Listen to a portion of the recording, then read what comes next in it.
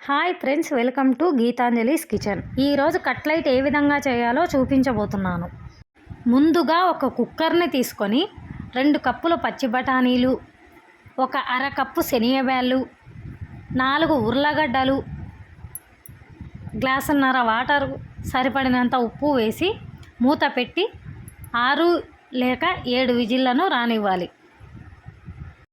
విజిల్లు ఆవిరిపోయిన తర్వాత కుక్కర్ మూతను తీసి బఠానీ నీళ్ళన్నిటిని ఒక గిన్నెలోకి వంచుకొని మెత్తగా స్మాష్ చేయాలి. తరువాత బఠానీ నీళ్ళను ఇందులో వేసి పక్కన ఉంచుకోవాలి.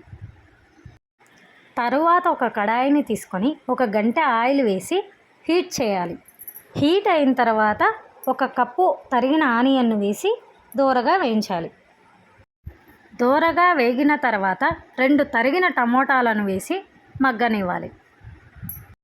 టమోటాలు మగ్గిన తర్వాత పక్కనుంచుకున్న బఠానీ పేస్టుని ఇందులో వేసి 2 నిమిషాలు ఉడకనివ్వాలి.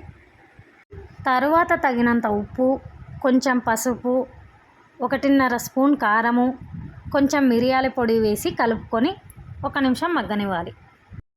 తరువాత 1 tablespoon chaat masala, 1 tablespoon garam masala వేసి కలుపుకోవాలి.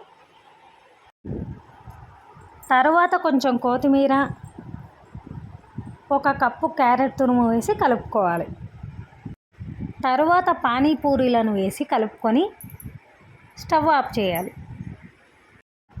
తరువాత ఒక ప్లేట్లోకి సర్వ్ చేసుకొని కొంచెం ఆనియను, కొంచెం కొత్తిమీర, కొన్ని సన్నకారాలు వేసుకోవాలి. అంతే ఫ్రెండ్స్, సింపుల్గా కట్లైట్ రెడీ.